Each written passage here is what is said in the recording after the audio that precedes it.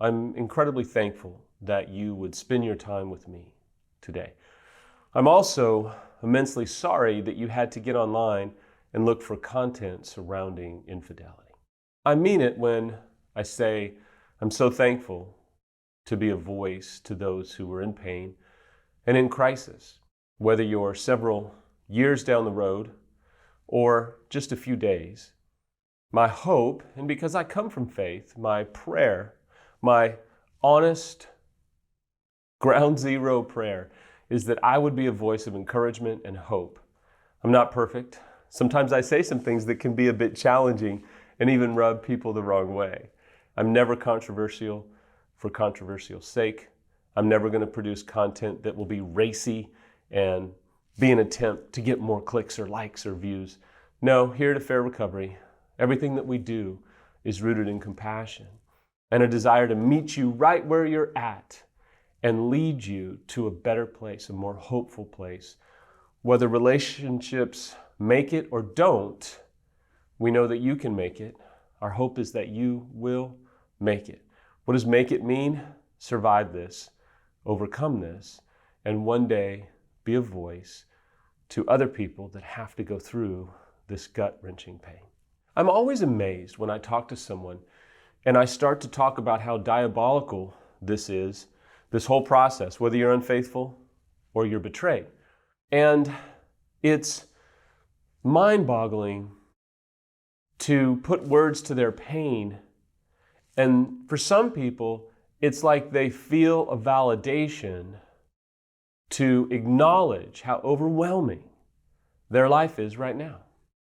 When the person closest to you has betrayed you, it rocks your world. When you have done the betraying, or you have the addiction, and you've acted out, it's very hard for others to understand how much we hate ourselves, how much we want to quit, how much we want to give up. It's hard to explain verbally, audibly, the immense hopelessness and self-hatred that we navigate through. This is not an appeal for you to feel sorry for us unfaithful. This is just validating the journey of both the betrayed and the unfaithful.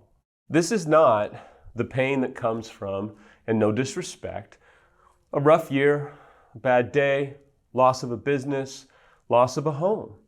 Those things are awful. There's something about the trauma of infidelity that can absolutely rock you. It is palpable, the pain that we go through.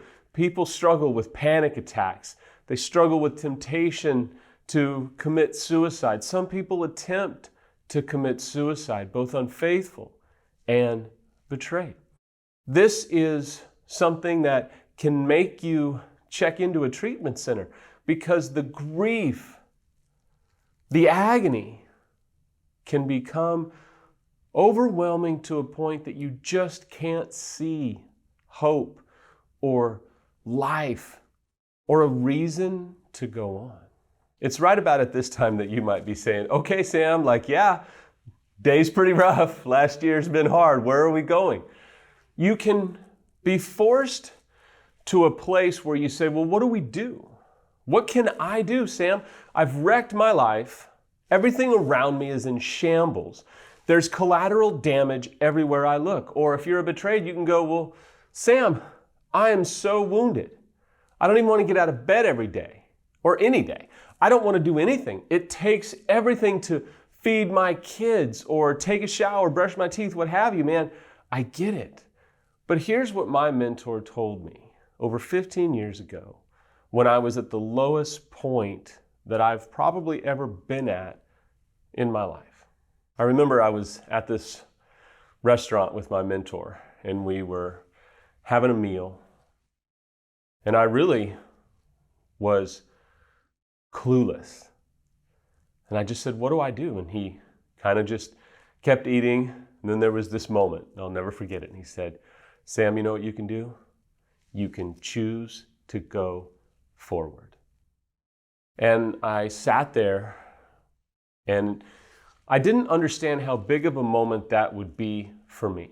And he said, look, faith moves forward. If you don't come from faith, hope moves forward. It doesn't take faith for you to have a hope. You can have a hope that things can get better. You can have a hope that you can heal, your partner can heal. And he just went on this small little journey with me about how we can go forward. It's at this point I'm going to give you a huge disclaimer. This does not mean that, for example, you unfaithful want to say to your betrayed spouse who just found out a week or two ago about your infidelity, we need to move forward. Even Samuel said it. You need to move forward. It's time to get going. No, no, no, no, no, no, absolutely not.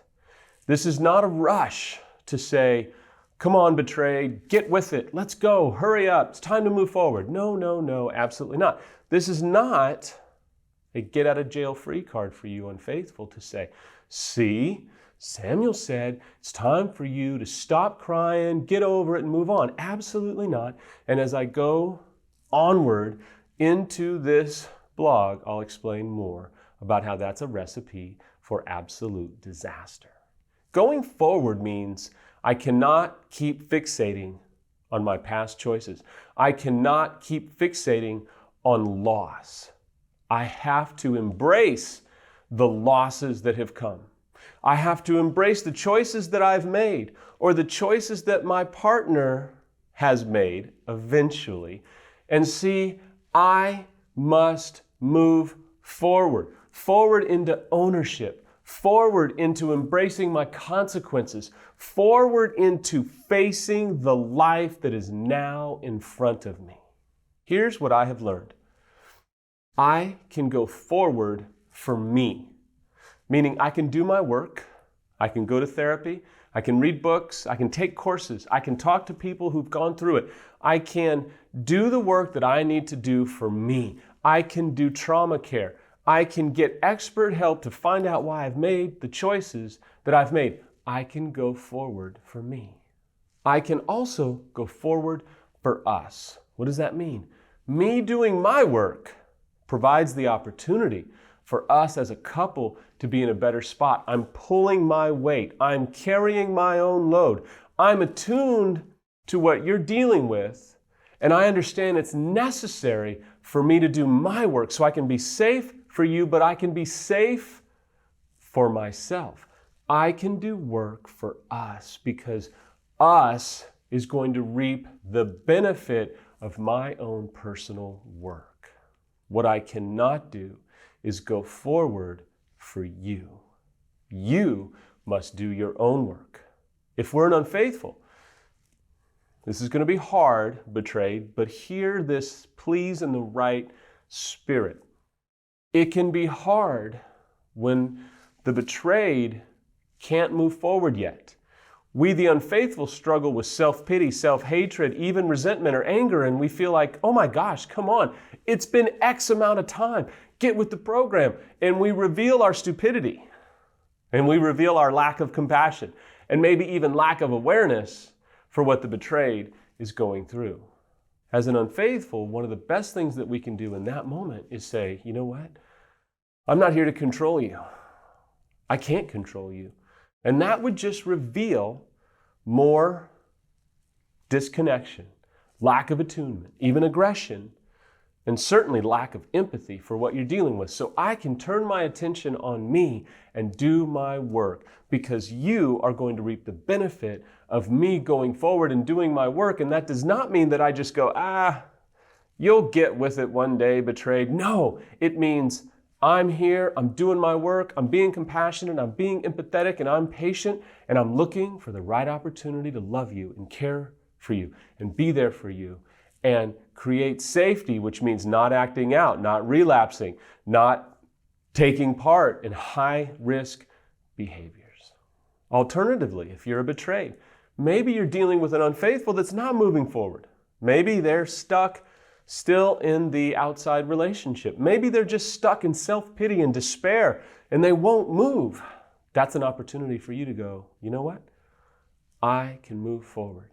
You may not be able to move forward in the relationship too well, but you can move forward in your own recovery work by doing your work, focusing on your hurt, your pain, your own trauma care. I can move forward.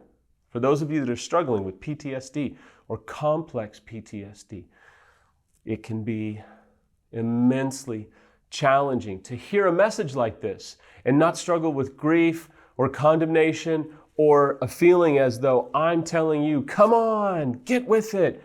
Please hear me. Absolutely not. Going forward for you can look entirely different than someone who's not struggling with PTSD or complex PTSD. For you that are struggling with that level of trauma, going forward may mean, hey, I called a few therapists today. Or, hey, I read a little bit in a book. Hey, I did a little bit today, and that's okay. Whether you come from faith and resonate with the verbiage that says faith looks forward, or you might be agnostic or an atheist, I would tell you that courage looks forward. We own what we've done. We can't ever forget it. I'll never forget the choices I've made. But I own them. I embrace them. I absorb them. And I go forward. Compassionately, empathetically, regretfully, but not with condemnation, not with self-hatred, not with a constant sense of despair and just this overarching sense of I'll never be anything again. Here are a few examples of what going forward can look like. Number one, it means willing to do whatever it takes to heal, to help your partner heal. It means being willing to go all in to move forward. Moving forward will not happen unless you're intentional, unless you put effort, if I can even say grit to it. Some days, to even think about moving forward makes you depressed and tired. I promise you, my friend, moving forward is one of your best friends in surviving the trauma of infidelity. Number two, getting expert support. I've said it, I'll keep saying it. General help is not going to be your best friend. It is not going to rescue you. What's going to rescue you is not a butter knife. It's a scalpel. And that comes from expert insight from people who've been through it before, who've treated it for decades, who look at you, hear your story, and go, yeah, I get it. Next, moving forward is getting brutally and graciously honest in a safe place. If you can't be honest with yourself, how are you going to be honest with your partner? If other people can't be honest with you, how are you going to move forward? Honesty. Unfortunately, brutal, ground zero honesty from a compassionate place is going to help you move forward. Next is your own self-care. Do you want to move forward? Even just incrementally? You've got to take care of you. No one's going to take care of you for you. No one's going to do your work for you. It is unrealistic to expect that people are going to be walking around saying, oh, Sam, I feel so sorry for you. Let me do your recovery work for you. I've never had anybody say that to me. I've never had anybody say, hey, let me do this for you. I've heard them say, I'm praying for you, I care for you, I love you, you've been great. If you ever need anything, let me know. But no one's ever said, hey, you know all that recovery work? You know all that trauma work you've got to do for your childhood wounds and stuff that's happened to you even in the last few years? Yeah, I'm going to do it all for you. It doesn't happen. Next is prioritizing the requests and the needs of your partner. This is hard to hear if you're an unfaithful. But you know what? Your betrayed partner has probably expressed or needs to express needs that they have that will create safety for them. If you cannot embrace their needs, maybe sharing your location on your phone, maybe passwords to your social media or your email or what have you, maybe it's just knowing more about your day. Maybe it's giving them full disclosure that you haven't given them yet.